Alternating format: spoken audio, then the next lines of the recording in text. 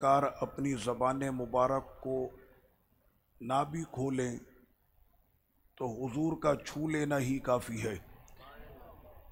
اور کبھی ایسا بھی ہوا کہ حضور اپنے دست مبارک سے چھوئیں بھی نہیں، صرف نظر کر دیں تو بیڑا پار ہے۔ تو یہاں پر یہ ہے کہ ابو قرصافہ، حدیث ابی قرصافہ، حضرت ابو قرصافہ رضی اللہ تعالیٰ عنہ کہتے ہیں کنت یتیماً بین امی و خالتی، میں یتیم تھا، اپنی ماں اور خالہ کے ساتھ میں رہتا تھا۔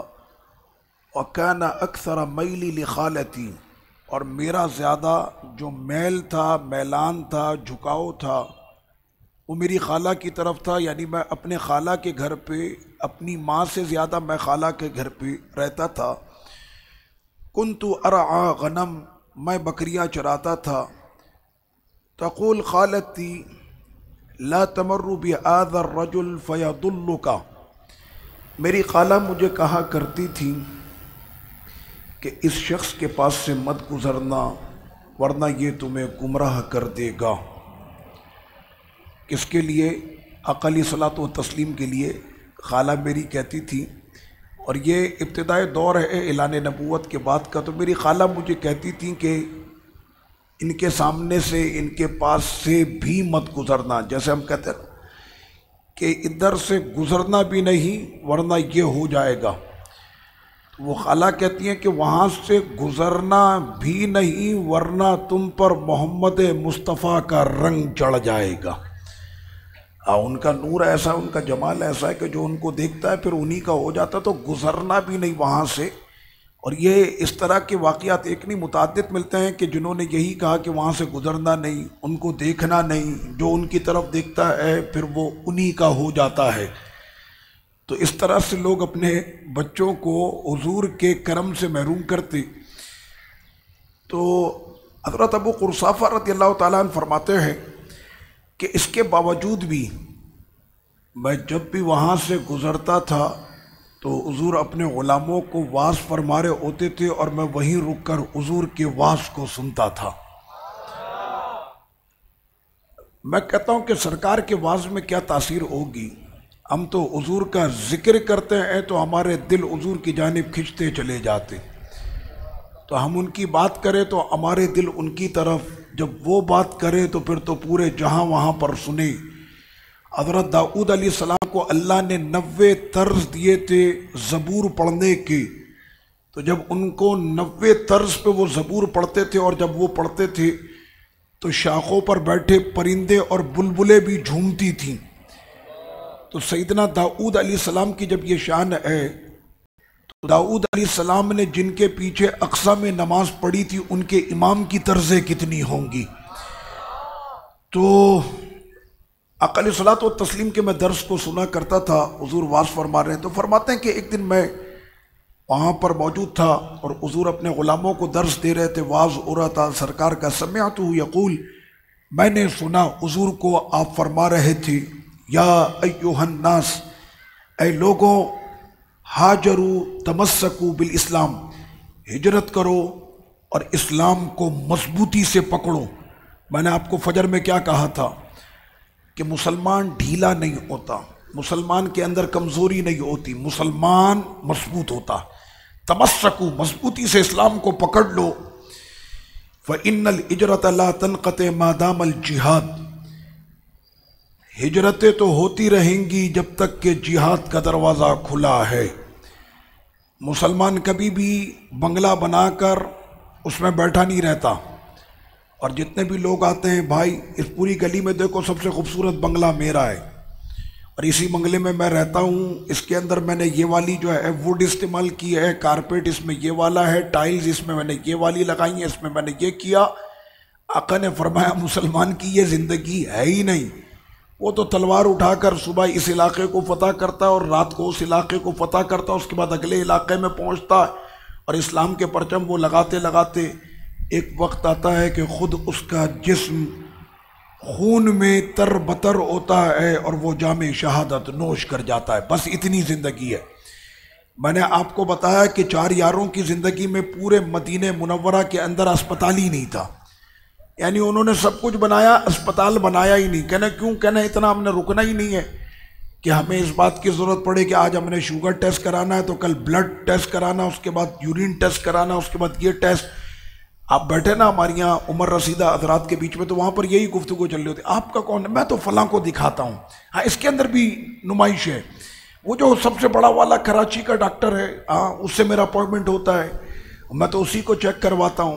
میں نے کہا صحابہ کرام کہتے ہیں ہماری وہ نوبت ہی نہیں آئی کہ جا کر چیک کروائیں، لیکن ہم جہاں پر جاتے تھے وہاں پر لوگوں کو اچھی طرح سے پھر چیک کر کے آتے تھے۔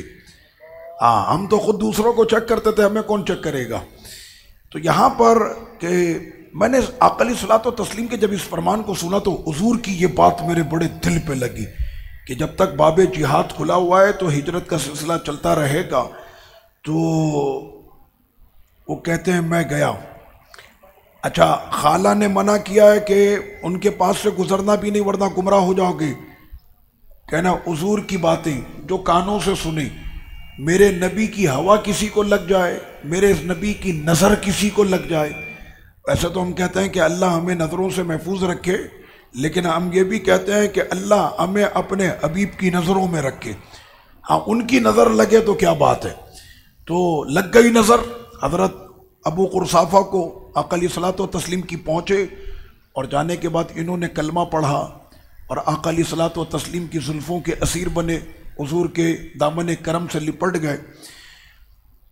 اس کے بعد یہ لے کر آئے اپنی بکریاں۔ آپ کو پتہ ہے یہ جو حجاز کی جو زمین ہے، یہ مکہ اور مدینہ شریف کی جو زمین ہے نا، یہ ہے ہی زمین خشک، بالکل خشک، یہاں پر ہر وقت قحط رہتا ہے۔ آپ نے دیکھی نہیں گرمی کتنی ہوتی وہاں پہ؟ تو میرے مولا، میرے اللہ، میرے مالک اپنے حبیب کو کسی ایسی زمین پر لے کر آتا کہ جہاں پر نہریں جاری ہوں، درخت لگے ہوں، باغ بسے ہوں، پھل اور پھول کے وہاں پر انبار ہوں، ایسے کسی چمن میں اپنے حبیب کی ولادت اور وہیں پر ان کی جو ہے پھر رہائش ہوتی۔ پتہ کیسے چلتا کہ صحرا میں گل تو آمنہ کے لال نے کھلایا ہے۔ اس وجہ سے تو صحرا میں حبیب کو رکھا تاکہ پتہ چلے کہ صحرا کے اندر چمن بنتا کیسے۔ چمن تو پیارے مصطفیٰ سے۔ میرے آقا مکے میں رہے تو مکے میں کرم کی بارشیں، اور میرے آقا مدینے جائیں تو حضور نے یثرب کو ہی طیبہ بنا دیا۔ آپ کو پتہ ہے یثرب کون سی زمین کو کہتے ہیں؟ جہاں پر آبائی مرض ہوں، وبائی مرض ہوں، لوگ وہاں جانے سے ڈرتے تھے، یثرب جانے سے ڈرتے تھے۔ حضور کے قدم کیا لگے، آج پورا جہاں وہاں جانے کے لیے مرتا ہے کہ سرکار کے قدموں کی برکت۔ تو رب کریم نے ایسے مقامات پر اپنے حبیب کو رکھا تاکہ مقام کی نہیں، حبیب کی شان پتہ چلے۔ کیا حبیب سے برکتیں؟ مکے کو کس نے برکت دی؟ مکے کا مقام کن کی وجہ سے ہوا؟ لا اقسم بہذا البلد وانت حل بہذا البلد۔ میرے حبیب ہمیں مکے کی قسم ہے، کیوں؟ اس وجہ سے نہیں کہ یہاں چاہے زمزم ہے، صفا مروہ ہے، ام القریٰ ہے، یہاں مطاف ہے، یہاں ہمارا گھر ہے، لوگ طواف کے لیے آتے ہیں، منا ہے، عرفات ہے، مزدلفہ ہے، جبل رحمت ہے۔ فرمایا نہیں، اس وجہ سے مکے کی فضیلت نہیں۔ وَأَنْتَ حِلٌّ بِهَذَا الْبَلَدِ، اس شہر کی قسم ہم اس لیے یاد کرتے ہیں کہ اس شہر کی زمین آپ کے قدموں کو چوما ہے۔ آپ رہتے ہیں یہاں پر، آپ کے رہنے کی وجہ سے اس شہر کو فضیلت ملی ہے۔ تو اسی لیے شاعر نے کیا کہا، ہمارے امام نے کیا کہا، آجیوں آؤ شہنشاہ کا روضہ دیکھو، کعبہ تو دیکھ چکی اب کعبے کا کعبہ دیکھو۔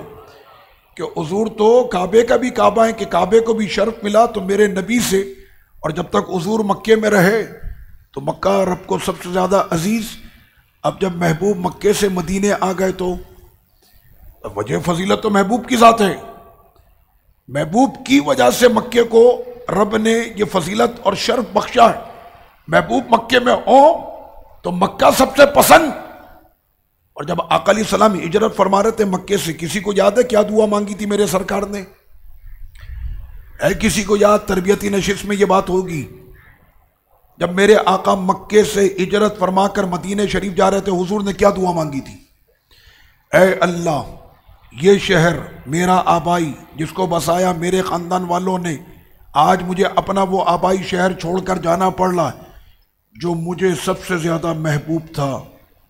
آج میں اپنا محبوب شہر مکہ چھوڑے جا رہا ہوں، لیکن میرے مالک اب مجھے اس بستی میں لے کر جانا، یہ بستی تیرے حبیب کو بہت پسند تھی، اب مجھے اس بستی میں لے کر آنا جو بستی تجھے بہت پسند ہو۔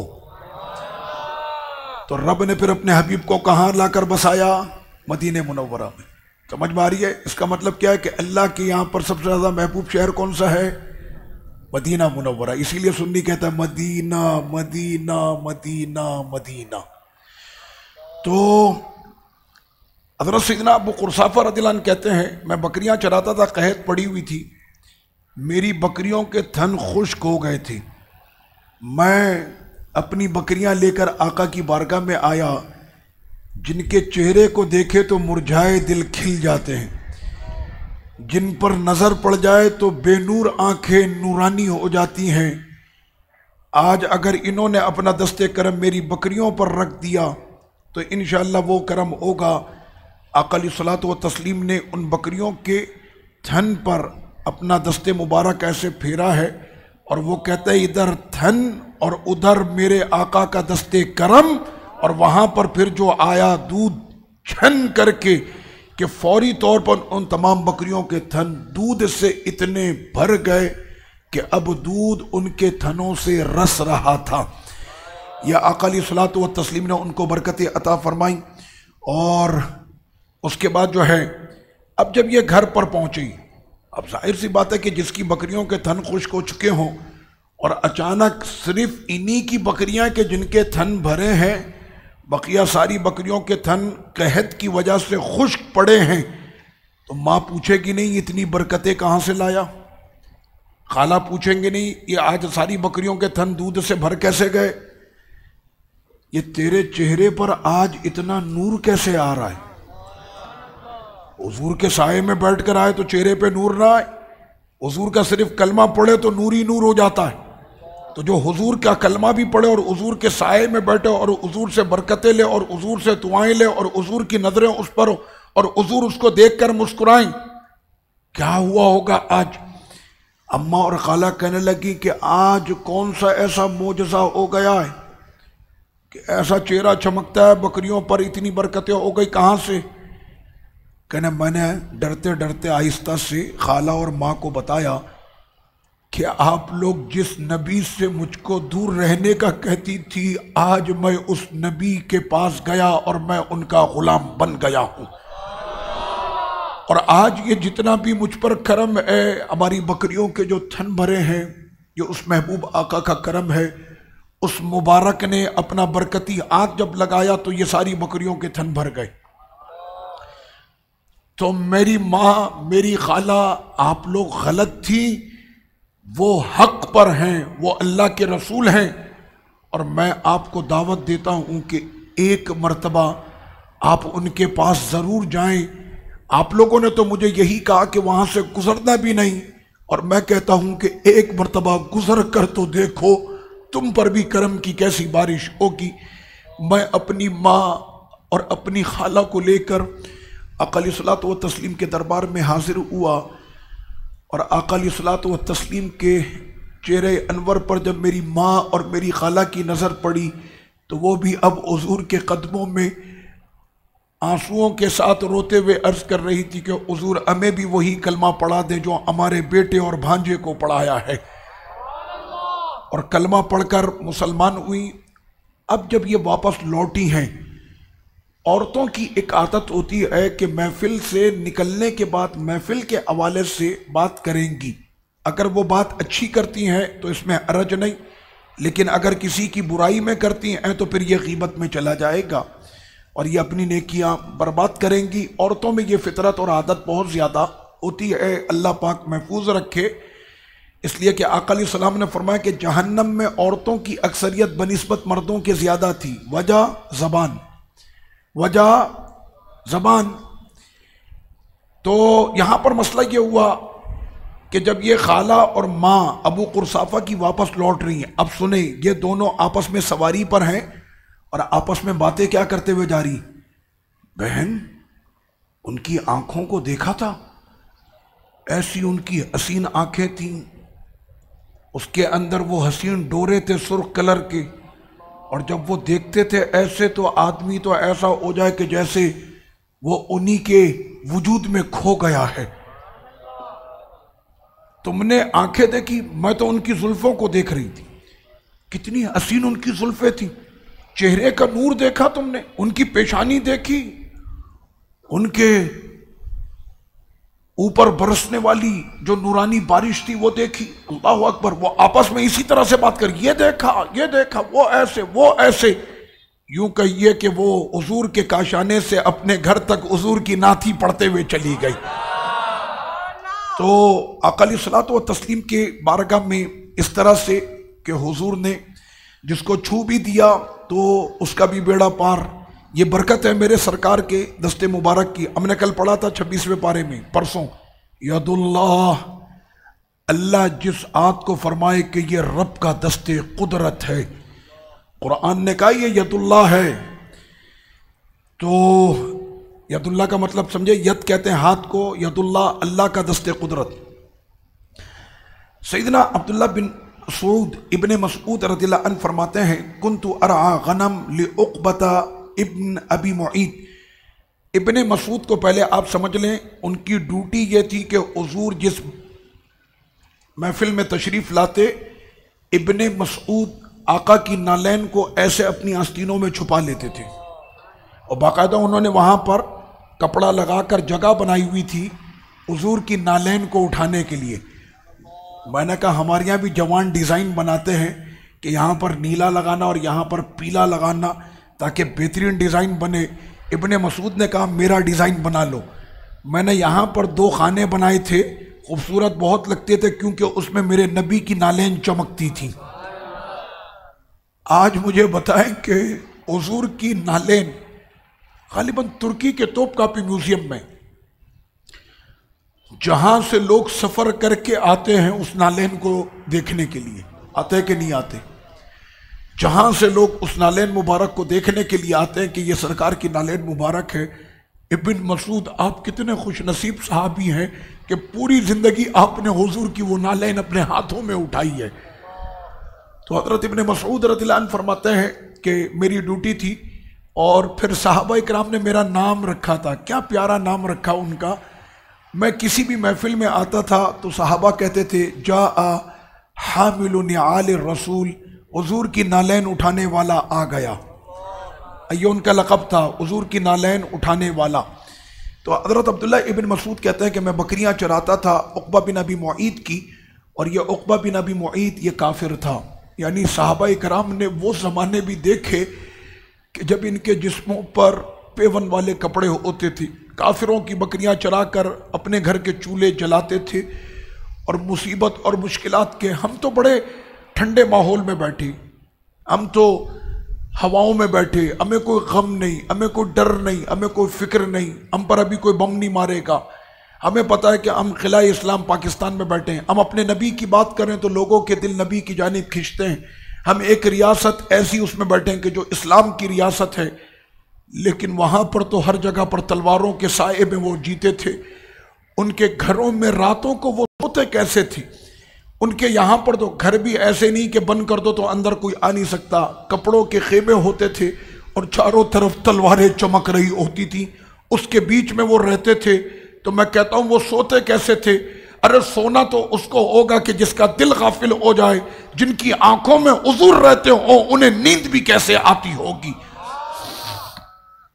تو حضرت ابن مسعود کہتے ہیں کہ میں بکریاں چراتا تھا عقبہ بن معیط کی، وہ کافر تھا۔ فمر النبی صلی اللہ علیہ وسلم و ابو بکر، تو وہاں سے گزرے میرے آقا اور آقا کے پیارے ابو بکر صدیق۔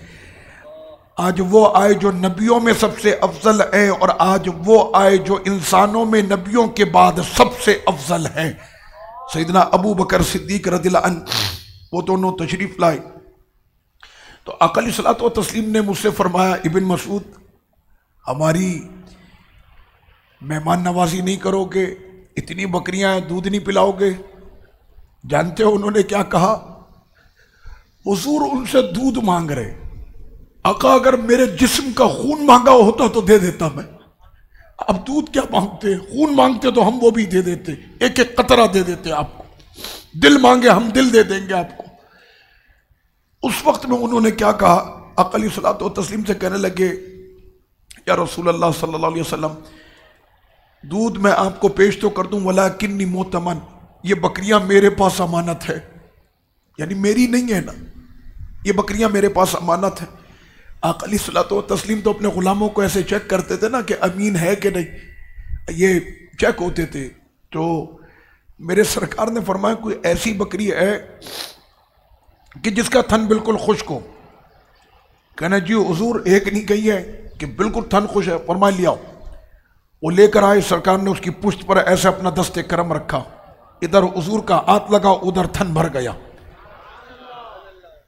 کوئی یہ نہ کہے کہ حضور پر اس نے احسان کیا, پورے جہاں پر احسان تو میرے نبی کا ہی ہے. تو آقا علیہ السلام نے تھن بھر گیا, خود بھی دودھ پیا, صدیق اکبر کو بھی پلایا. لیکن میں جہاں تک سمجھتا ہوں کہ پہلے صدیق اکبر نے پلایا ہوگا. آپ کہیں گے نہیں, پہلے آقا نے پلایا. اب یہاں پر مسئلہ یہ ہے کہ یہ محبت والا معاملہ ہے. چلے ہم یہ کہتے ہیں کہ صدیق اکبر کو حضور نے دودھ پلایا, اور ایسا بھی ہوا ہے. لیکن ایسا بھی ہوا ہے کہ دودھ کا گلاس ہی ایک ہے. آقا آپ پیجئے, ابو بکر تم نہیں پیو گے, کہنا حضور آپ پیجئے تو صحیح نا. یہ ہجرت کے سفر میں جب مکے سے ہجرت ہوئی تھی, 3 دن 3 راتیں گزر گئیں, آقا اور آقا کے اس غلام نے کھایا پیا کچھ نہیں تھا, تو ایسے کر کے دودھ دیا تھا. کسی سے اس ٹائم پر بھی لیا تھا, وہاں پر بھی بکری پر میرے سرکار نے کرم کیا تھا. وہ وقت ملے گا تو میں اس کو بتاؤں گا. تو صدیق اکبر کہتے ہیں حضور آپ پیجئے. آقا نے دودھ پیا, اور صدیق اکبر ایسے دیکھتے رہے. حضور کے اس حسین حلق سے جب وہ دودھ کے جو ہے وہ قطرے اتر رہے تھے, اور صدیق اکبر اس منظر کو دیکھ رہے تھے, فرماتے ہیں کہ آقا کا پیٹ تو دودھ پینے سے بھر گیا, اور آقا کے اس غلام کا حضور کو دیکھ دیکھ کے بھر گیا. ایسی محبت آپ نے کہیں دیکھی ہے؟ آقا دودھ پیئے تو غلام کا پیٹ بھر جائے. اس کو کہتے ہیں اے کہ ابو بکر رہتے تھے حضور کے دل میں. تو آقا علیہ السلام وہ ادھر جو ہے بکری کا تھن بھرا, تو سیدنا صدیق اکبر, سیدنا عبداللہ ابن مسعود کہتے ہیں کہ میں نے اسی وقت آقا علیہ الصلوۃ والتسلیم سے کہا یا رسول اللہ علمنی من ھذا القرآن, مجھ کو اس قرآن سے کچھ سکھائیں. دیکھیں صحابہ کرام نے آقا علیہ السلام سے کیا سیکھا. آج ہم لوگ ان چیزوں سے دور ہو گئے. ہم لوگوں نے بناوٹی بہت سارے معاملات کر دیے. پیر کے پاس جا رہے ہیں, وہ کہتا آ جاؤ میں پھونک مار دیتا ہوں. وہ پھونک مارنے کے لیے پہلے منہ بھی تو ایسا ہو نا تیرا کہ تو پھونک مار رہے. میں نے کبھی قرآن پڑھتے نہیں دیکھا, تجھے قرآن پڑھنا نہیں آتا, تجھے دین کا کچھ نہیں پتا, بس پھونک یہ مار دیں گے ہمارا کام ہو جائے گا. چلو پھر بھی ہمارے یہاں تو سمجھدار ہیں. ایسے ایسے پیروں کو دیکھا, مرغے لڑا رہا ہے تو کتے لڑا رہا ہے, تو یہ چہرے پر داڑھی نہیں, سر پہ ٹوپی نہیں, اور قوم بیٹھی ہوئی وہاں پر بھی یہ پھونک مارے گا تو کام ہو جائے گا. ایسا نہیں ہے. صحابہ کرام علیہم الرضوان جب آقا علیہ الصلوۃ والتسلیم کو دیکھتے تو یہ نہیں کہتے تھے کہ حضور مجھے جو ہے تعویذ لکھنے کی اجازت دے دیں. صحابہ کرام یہ نہیں کہتے تھے. کیا کہا انہوں نے؟ حضور مجھے قرآن سکھائیں, مجھے قرآن پڑھائیں. اور ابن مسعود آپ کو پتا ہے پوری جماعت صحابہ میں سب سے بڑا فقیہ ابن مسعود ہے رضی اللہ عنہ. حضرت فاروق اعظم نے ان کے بارے میں کیا فرمایا؟ فرمایا جب تک کہ عبداللہ ابن مسعود جیسا صحابی ہمارے مابین موجود ہے تو کسی اور سے مسئلہ پوچھنے کی ضرورت نہیں ہے. تو حضرت ابن مسعود نے کہا کہ یا رسول اللہ علمنی من ھذا القرآن, اس قرآن سے مجھ کو کچھ سکھائیں. تو آقا علیہ الصلوۃ والتسلیم نے جانتے کیا؟ فمسح علی راسی, حضور نے سکھانا کیا تھا؟ حضور نے اپنا دست کرم میرے سر پہ رکھ دیا. کہتے ہیں سرکار نے نہ صرف دست کرم رکھا, یہ تو کرم ہو گیا کہ حضور نے دست کرم رکھ دیا. وقال یرحمک اللہ, ابن مسعود اللہ تجھ پہ رحم کرے. سرکار نے فرمایا اللہ تجھ پہ رحم کرے. یہ حضور کے الفاظ ہیں. میں نے آپ کو بتایا تھا نا صحابہ چھینک مارتے تھے آ کے حضور کے سامنے. کہنا جب بھی تم حضور کے سامنے آتے ہو تم چھینکنا شروع ہو جاتے ہو.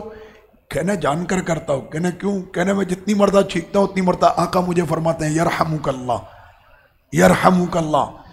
تو ابن مسعود کہتے ہیں کہ وہ میرے لیے عید تھی کہ جب حضور نے نہ صرف دستے کرم رکھا بلکہ فرمایا یرحمک اللہ، اللہ تجھ پہ رحم کرے، ما انت الا غلیم معلم، اور ساتھ میں کیا فرمایا؟ فرمایا کہ تم اب صرف سیکھنے والے بچے نہیں ہو بلکہ ہم نے تو تم کو معلم بنا دیا۔ آقا نے قرآن کا معلم بنا دیا۔ پھر دیکھیں نا، سب سے بڑا فقیہ وہی ہوا نا۔ یہ آقا علیہ السلام کی دعا ہے، اور ابن مسعود کہتے کہ نالین اٹھانے کی برکت ہے، حضور کی نالین کی یہ برکت ہے۔ تو سرور کونین صلی اللہ علیہ وسلم نے اسامہ بن شریک صحابی ہیں، اور آپ جانتے ہیں کتنی صورتیں آقا نے ابن مسعود کو سکھائی؟ 70 صورتیں۔ کہتے ہیں میں نے 70 صورتیں حضور سے پڑھی ہیں، قرآن کی ابتدائی 70 صورتیں میں نے آقا علیہ الصلوۃ والسلام سے پڑھی۔ حضرت اسامہ بن شریک کہتے ہیں کہ اتیت النبی صلی اللہ علیہ وسلم، میں ایک روز اپنے آقا کی بارگاہ میں حاضر ہوا۔ ہم میں کا کوئی فرد اگر کسی بڑے پرسنالٹی کے پاس جاتا ہے تو گھر پہ آ کے تاریخ لکھ لیتا ہے کہ میں اس تاریخ کو جناب فلاں وزیر سے ملا تھا۔ تو صحابہ اکرام کے لیے وہ کون سا دن، وہ کون سی سعادت ہوگی جب وہ کہتے ہیں کہ آج میں حضور سے ملا تھا، میں حضور کی بارگاہ میں پہنچا۔ وَأَصْحَابُهُ كَأَنَّهُمْ عَلَى رُؤُوسِ الطَّيْرِ۔ سنیں یہ بات، اسامہ بن شریک کہتے ہیں کہ جس وقت میں آقا علیہ الصلوۃ والتسلیم کے دربار عالی میں پہنچا تو شمع رسالت کے یہ پروانے اپنے آقا کے گرد ایسے جو ہے گھیر کے بیٹھے ہوئے تھے، اور ان کے بیچ میں حضور ایسے چمک رہے تھے جیسے شمع اور پروانوں نے گھیر رکھا ہے۔ لیکن میرے سرکار تو وہ شمع ہیں کہ جہاں کی ساری شمع روشن انہی کے نور سے ہیں۔ تو یہ اسامہ بن شریک کہتے کیا ہیں؟ ایک ہوتا ہے نا کہ ہم گئے تو ہم نے کیا دیکھا کہ جناب ان کا بھرم ایسا تھا، ہم نے دیکھا وہ ایسے دیکھ رہے تھے، وہ ایسے بول رہے تھے۔ اسامہ بن شریک کہتے ہیں وہ تو میں بعد میں بتاؤں گا وہ کیا کر رہے تھے، پہلے تو یہ سنو جو ان کے گرد بیٹھے ہوئے تھے وہ ایسے بیٹھے ہوئے تھے ادب کے ساتھ کہ ان کو دیکھ کر ایسا محسوس ہوتا تھا جیسے ان کے سروں پر پرندہ بیٹھا ہے، ہلیں گے تو اڑ جائے گا۔ ایسے بیٹھ کے وہ اپنے نبی کا آواز سن رہے تھے، کوئی ہلتا ہی نہیں تھا۔ ابھی میں اپنے نبی کے آواز کی بات کر رہا ہوں، میں دیکھ رہا ہوں کچھ لوگ باتیں بھی کر رہے ہیں۔ اب اس میں مسئلہ یہ ہے کہ ہم نے یہ محسوس کرنا ہے کہ نبی کی باتوں میں انسان کتنا کھویا، یا تو اس کو مزہ نہیں آ رہا، حضور کا ذکر سن کے اس کو مزہ نہیں آ رہا، اور اگر اس کو مزہ نہیں آ رہا تو پھر وہ اپنے ایمان کا ٹیسٹ کروا لے کہ حضور کی بات ہو اور اس کے بعد بھی کوئی بات ہو، یعنی حضور کے ذکر سے اچھی کوئی ذکر ہو سکتا ہے، حضور کی بات سے اچھی کوئی بات ہو سکتی ہے۔ تو اسامہ بن شریک کہتے ہیں کہ وہ لوگ ایسے بیٹھ کے حضور کا واز سن رہے تھے جیسے ان کے سروں پر پرندہ بیٹھا ہے، ہلیں گے تو اڑ جائے گا۔ اسی چیز نے تو پورے جہاں کو دیوانہ کر دیا اور کفر کو پاگل کر دیا۔ کہنے لگے نبی کے غلام ایسے ہوتے ہیں، ان کو کیا پتا ادب ہوتا کیا ہے، باپ کا ماں کا، ان کو کیا پتا رسول کا ادب کیا ہوتا۔ آج پورا یورپ، ہالینڈ، فرانس سب ہلتا ہے، وہ کہتے ہیں کہ ان کے نبی کی طرف کوئی میلی نظر سے دیکھے بھی نہیں، یہ بھوک سے مر جائیں گے، پیاسے مر جائیں گے، ان کو تم اچھے گھر نہ دو کوئی مسئلہ نہیں، اچھا کھانا مت دو کوئی مسئلہ نہیں، ٹوٹی سڑکیں دو کوئی مسئلہ نہیں، گیس بجلی پانی میں ان کو مار دو کوئی مسئلہ نہیں، لیکن خبردار ان کے نبی کے لیے ایک لفظ بھی نہیں بولنا، ورنہ حضور کے غلام آج بھی ایسے نکل کے آتے ہیں سامنے کہ ان کو سنبھالنا مشکل ہو جاتا ہے۔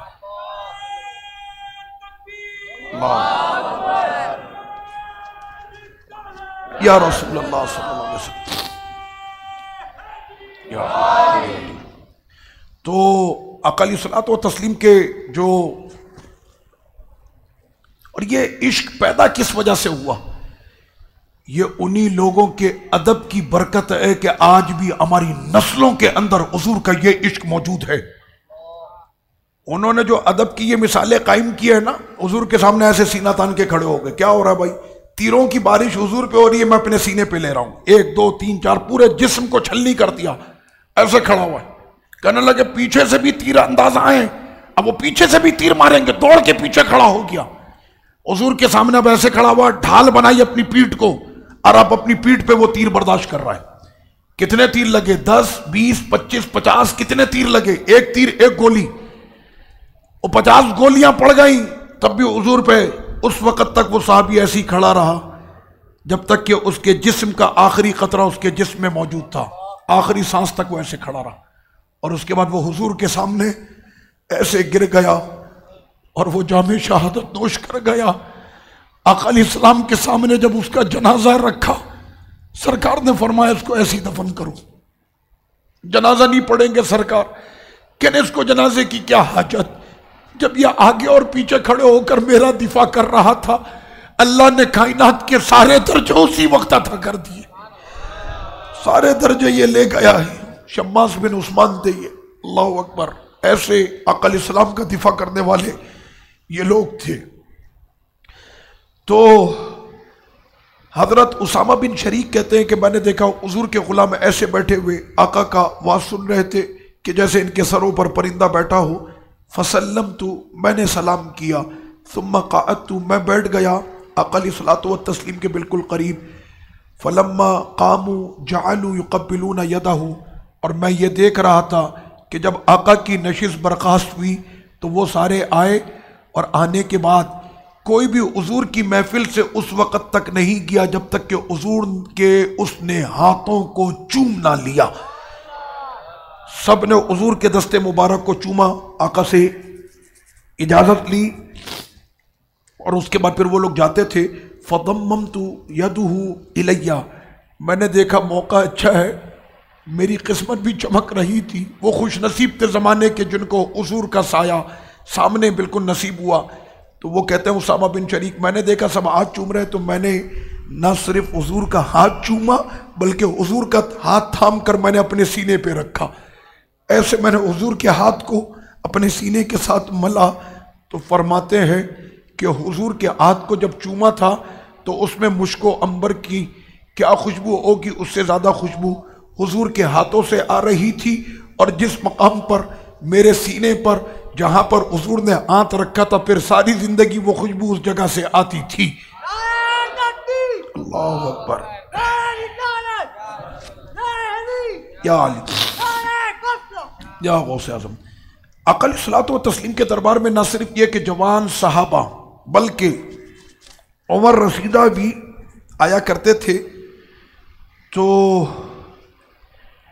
عمر رسیدہ بچے بھی آتے تھے، چھوٹے بچے۔ طلحہ بن برا ایک بچہ ہے، اور وہ آقا علیہ الصلوۃ والتسلیم کی بارگاہ میں آئے تو بچے آتے ہیں نا پیچھے بیٹھ جاتے ہیں، کہنا ہم نے پیچھے دے تھوڑا بیان بھی سن لیں گے، ابا بھی دیکھتے رہیں گے کہ بھائی بچہ مسجد میں بیٹھا ہوا ہے، ابا کو بھی اطمینان رہے گا کہ بیٹھا ہے، ابا کی نظریں ادھر ہوں گی، تھوڑا کھیل بھی لیں گے۔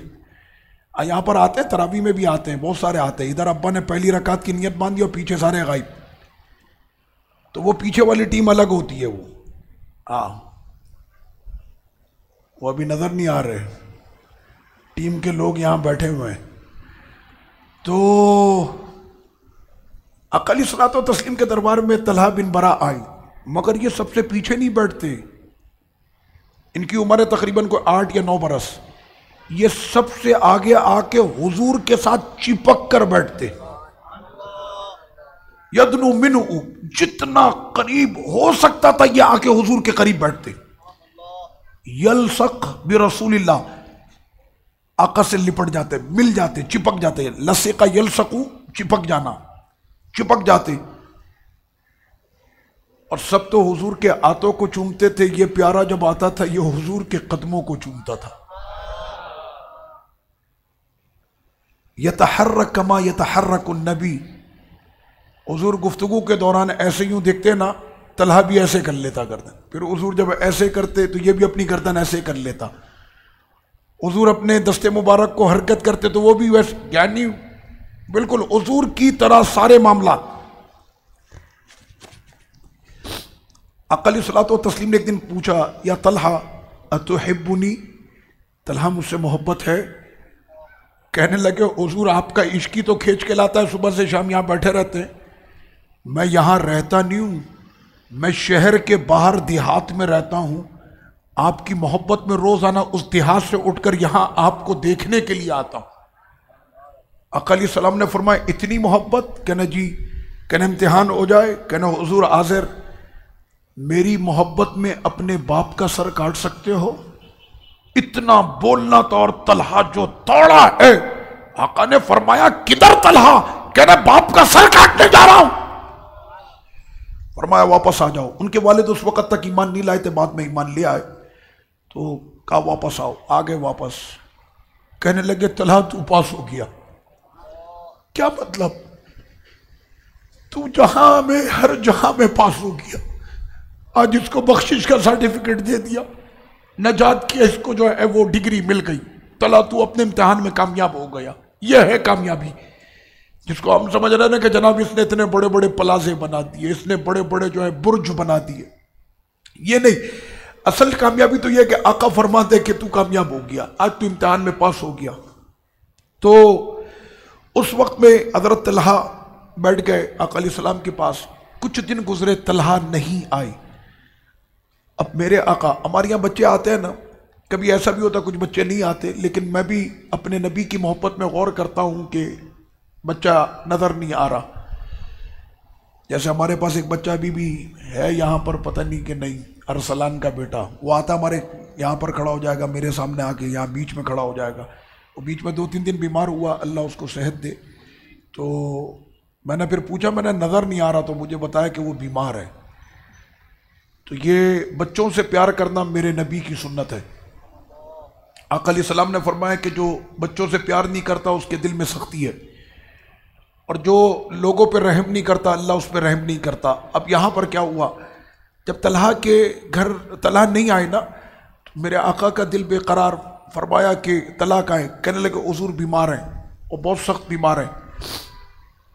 آقا علیہ الصلوۃ والتسلیم نے فرمایا کہ ٹھیک ہے چلو طلحہ کو دیکھنے چلتے ہیں۔ اب میرے آقا آج اس مدینے کو چھوڑ کر آ رہے ہیں کہ جس کو چھوڑنے کا کبھی حضور کو دل نہیں چاہتا تھا۔ آقا جب مدینے سے نکلتے تھے تو سب سے ہلکی رفتار میں سواری میرے نبی کی ہوتی، بالکل آہستہ آہستہ، دل نہیں چاہ رہا نا۔ اور جب مدینے واپس آنا ہوتا تھا تو سب سے تیز رفتار میرے سرکار کی ہوتی تھی۔ اتنی محبت تھی میرے آقا کو اپنے شہر مدینہ سے۔ میرے ایک جاننے والے ہیں، وہ کہتا ہے کہ جب بھی مدینے جاؤ تو سب سے تیز طیارہ لو، سب سے مہنگا ٹکٹ خریدو، سب سے بہترین ایئر لائن لو، اس میں بیٹھ کر مدینے جاؤ۔ میں نے کہا یہ تو آپ جیسا پیسے والا ہی کر سکتا ہے۔ کہنا میں تو کرتا ہوں، تم صرف نیت کر لو اللہ عطا کر دے گا۔ کہنا کیوں؟ کہنا آقا جب تیز رفتاری کے ساتھ مدینے تشریف لاتے تھے تو ہم نے بھی جیسے ہی ویزا مدینے کا ملے تو سب سے تیز رفتاری کے ساتھ مدینے پہنچو۔ تو آقا علیہ الصلوۃ والتسلیم آج مدینہ شریف سے باہر تشریف لائے، اور جب طلحہ کے پاس پہنچے رضی اللہ عنہ تو یہاں پر تو کیفیت کچھ اور تھی۔ حضرت طلحہ ایسے بستر پہ لیٹے ہوئے تھے، وہ طلحہ جو حضور کی محبت میں چلے تھے باپ کا سر کاٹنے کے لیے، آج ایسے بستر پہ لیٹے تھے۔ حضور کو دیکھنے کے بعد اس نے اپنی پورے جسم کی قوت کو جمع کیا کہ اے جسم وفا کر میرے ساتھ، آج میری قسمت کیا، آج تو یہاں پر انوار کی بارش ہے، میرے نبی آ رہے، اتنی طاقت تو مجھے دے کہ میں کھڑے ہو کر اپنے نبی کا استقبال کروں، لیکن جسم نے وفا نہ کی، نہیں کھڑے ہو سکے، کمزوری تھی۔ آج اپنے نبی کا استقبال اپنی آنسوؤں سے کر رہے تھے، رو رہے تھے، آنسو ٹپک رہے تھے، اور حضور کا چہرہ ایسے دیکھ رہے تھے۔ کبھی آنکھ کھلتی تھی، کبھی غشی کمزوری کی وجہ سے اتنی بڑھ جاتی، آنکھ بند ہو جاتی تھی، ایسے دیکھے پھر آنکھ بند کر لے، پھر دیکھے پھر آنکھ بند کر لے۔ یہ وہ بچہ ہے جو حضور کا دیوانہ تھا، طلحہ۔